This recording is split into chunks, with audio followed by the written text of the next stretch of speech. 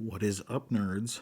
My name is Jeremy Nathaniel Akers, and I want to talk to you about my favorite liberating structure, integrated autonomy. So, integrated autonomy is one of these artifact based liberating structures. And what do I mean by artifact based?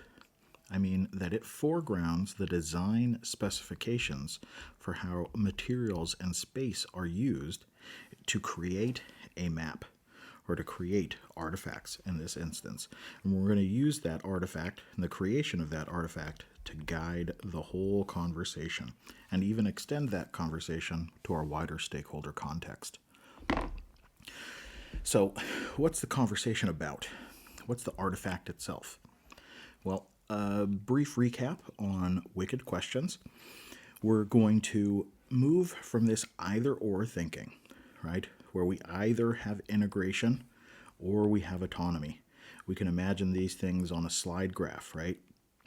And that as we crank up integration, we lose autonomy, right?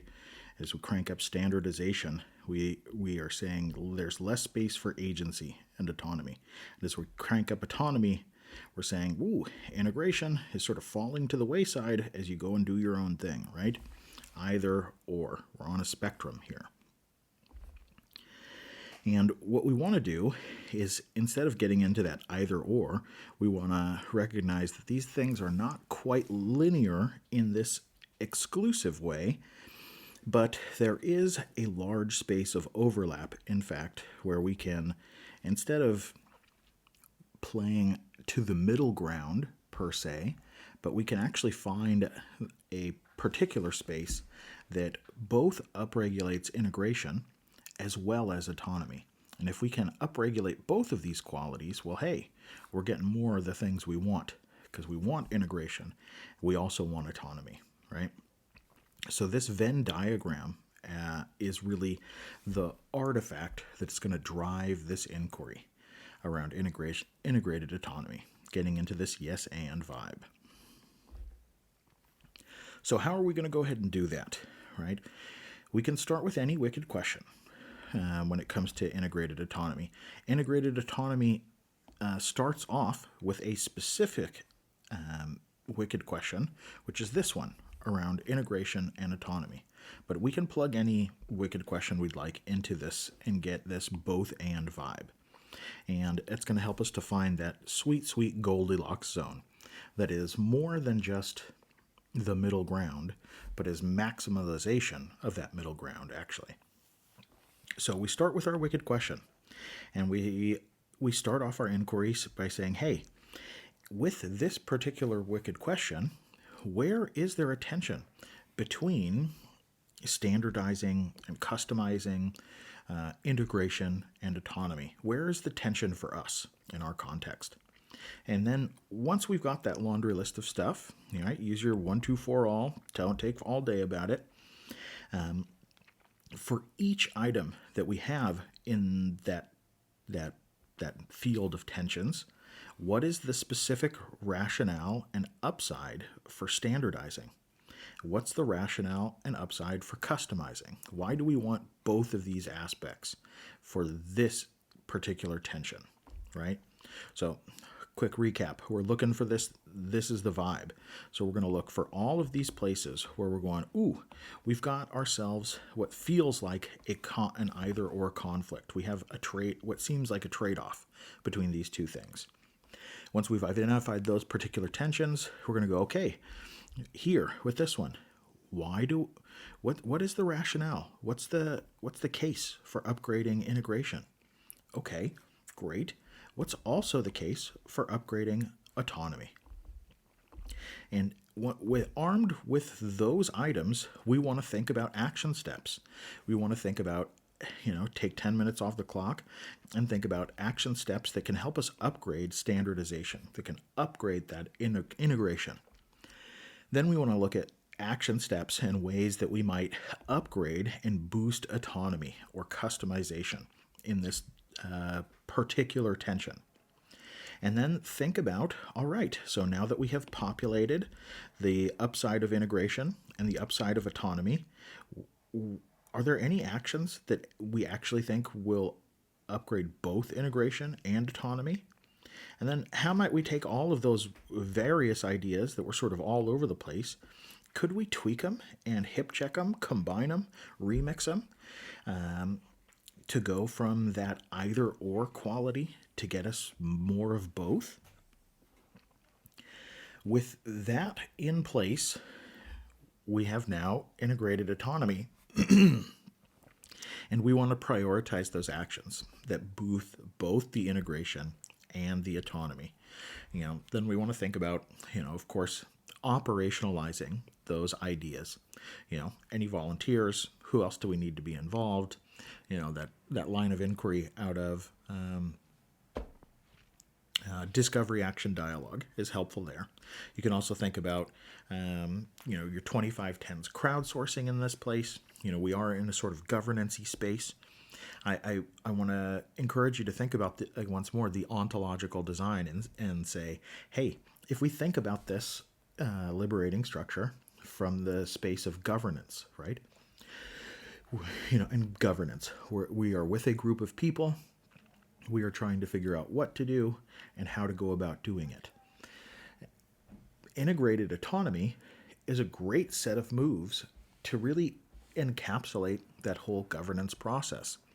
When we explore the dynamic polarities around an idea or initiative, and then we look at the trade-offs that it's forcing us, that we feel like we're forced to make, and we look at both the advantages of both of those trade-offs and try and upgrade both of those qualities to augment our proposals, I think you can start to recognize that integrated autonomy is a really powerful move to help us, get to a space where I think Yitzhak Kramer in Deep Democracy, she refers to it as role fluidity, right? To get to a place where my role is a little bit more fluid. I'm not taking on just, quote unquote, my perspective, but I'm really encouraged into exploring diverse points of view and still coming to an evaluation together as a group. So I think with something like 2510 crowdsourcing, you can turn this into a really powerful, explicit decision-making tool. And of course, like I said, for any wicked question you can come up with, integrated autonomy exists as a standard format that we can use to answer that incredibly wicked question. I know I very often preach about the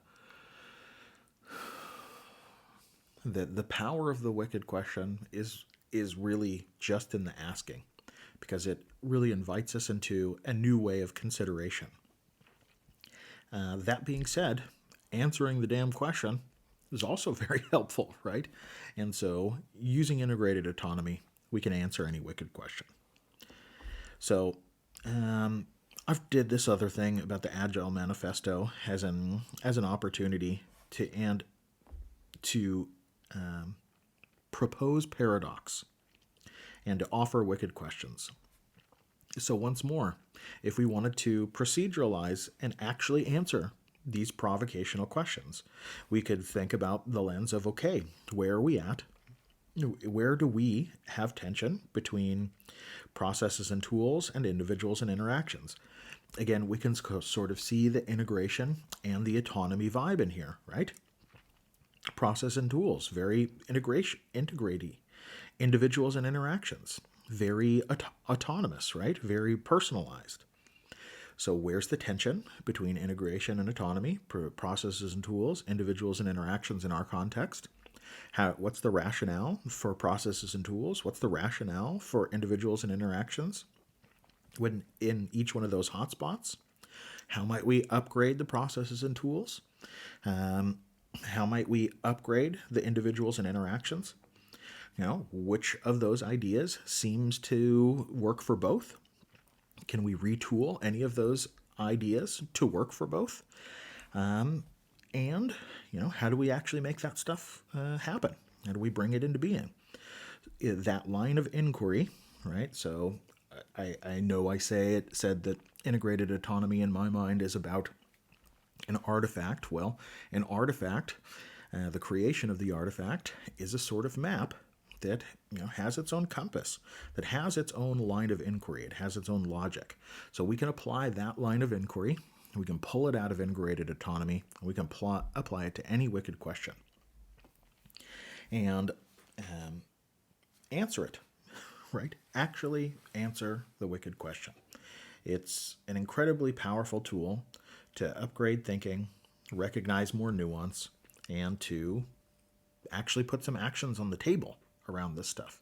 Not just to realize it philosophically or theoretically, but to use that well recognized and regarded pattern that is paradox, that is polarity, and that is the exploration and creation with that dynamic tension. Oh man, nerds, this is the vibe. Anyway, my name's Jeremy Akers, Jeremy Nathaniel Akers. This has been Not Simple Ethnography, Integrated Autonomy. Thanks for your time, attention, and energy. And send me your artifacts.